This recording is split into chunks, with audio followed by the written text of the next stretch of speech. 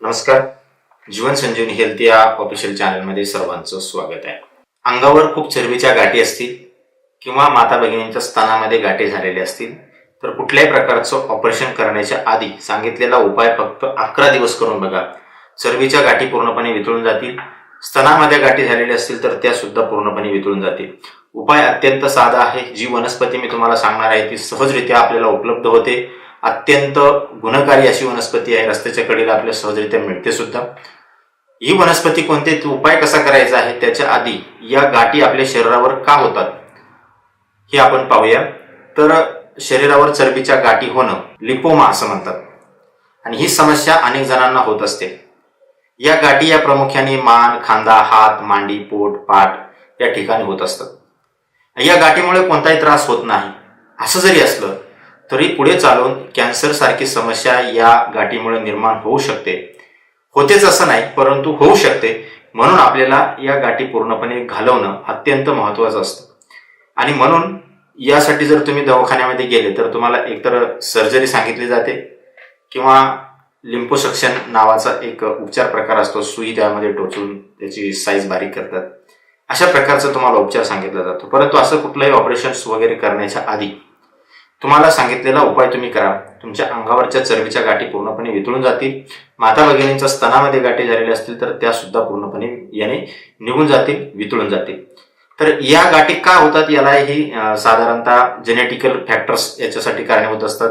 त्याचबरोबर हार्मोन शरीरामध्ये बदल होत असतो. या हार्मोन बदलामुळे हार्मोन संतुलन बिघडलं की या प्रकारच्या गाठी आपल्याला होत असतात.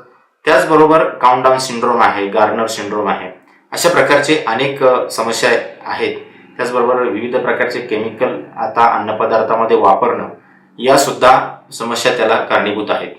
तर या चरबीच्या गाठी आपण कशा ओळखायच्या, तर साधारणतः मानेवर, पाठीवर, हातावर या चरबीच्या गाठी असतात. तर या ज्या चरबीच्या गाठी असतात त्या स्पर्श केल्यानंतर मऊ आपल्याला जाणवतात. दुसरी गोष्ट, आपल्याला या बोटाने दाबल्यास या आजूबाजूला अशा सरकतात आणि कुठलीही वेदना होत नाही. आणि सर्वात महत्वाचं म्हणजे ज्या आपल्या त्वचेचा रंग आहे त्याच त्वचेचा रंग त्या गाठीला असतो. कॅन्सरच्या गाठीमध्ये असं नसतं, तिथं लालसरपणा आपल्याला जाणवतो. तर या गाठींना त्वचेचाच रंग असतो आणि याची जी वाढ आहे ती अगदी हळूहळू सावकाश होत असते. आणि म्हणून या गाठी ह्या कुठल्याही प्रकारचा त्रास देणाऱ्या जरी नसल्या तरी त्या गाठी आपल्याला आयुर्वेदिक उपायाने सहजरित्या वितळवता येतात. त्याचबरोबर माता भगिनींच्या स्तनामध्ये सुद्धा गाठी होण्याचं प्रमाण हल्ली खूप जास्त प्रमाणामध्ये जाणवतं. आता या गाठी आहेत म्हणजे तो ब्रेस्ट कॅन्सर आहे असं होऊ शकत नाही. या गाठी 2-3 प्रकारच्या सुद्धा असू शकतात. एक तर स्तनपान केल्यामुळे दुधाच्या गाठी सुद्धा असू शकतात. त्याचबरोबर फायब्रोस्टिक या गाठी असू शकतात. स्तनामधले जे स्नायू आहेत, जे फायबर आहेत त्याचे ते अंकुंचन पावल्यामुळे त्या ठिकाणी गाठ निर्माण होऊ शकते. त्याचबरोबर मी मगाशी सांगितल्याप्रमाणे लिपोमा म्हणजे चरबीच्या गाठी सुद्धा त्या ठिकाणी असू शकतात. या गाठी कुठल्याही प्रकारच्या असतील पूर्णपणे वितळून जातील आणि त्यासाठी कुठलंही घाबरण्याचं कारण नाही. तुम्हाला मी या ठिकाणी एक वनस्पतीचा उपाय सांगणार आहे, जी वनस्पती तुम्हाला सहजरित्या उपलब्ध होते. या वनस्पतीचा वापर केल्यानंतर शरीरामधली कसलीही चरबीची गाठ ही 11 दिवसामध्ये पूर्णपणे वितळून जाते. आता ही जी वनस्पती आहे ही वनस्पती तुम्हाला मी दाखवतो. चित्रामध्ये ही वनस्पती तुम्हाला सहजरित्या दिसत असेल.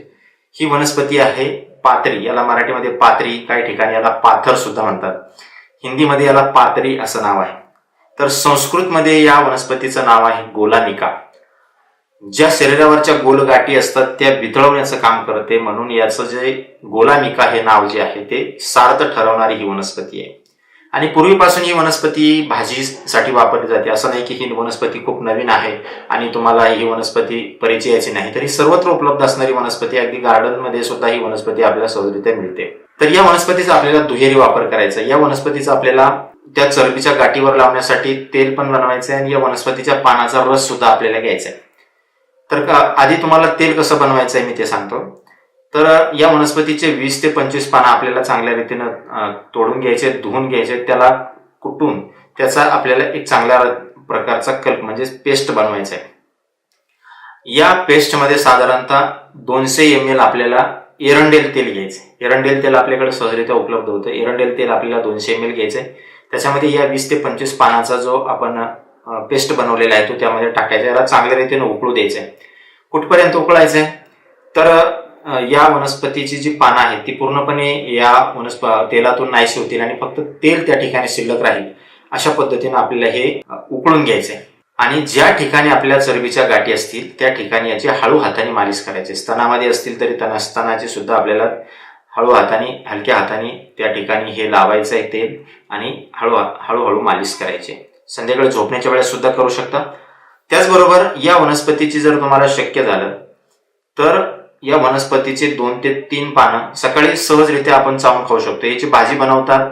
इतर भाजी बरोबर हे पालेभाजी फार पूर्वीपासून अशी सुद्धा कच्ची खाल्ली जाते. तर असे उपाशीपोटी 2 ते 3 पानं तुम्ही चावून सुद्धा खाऊ शकता किंवा 2 ते 3 पानाचा रस आपल्याला सकाळी उपाशीपोटी काढून प्यायचा आहे.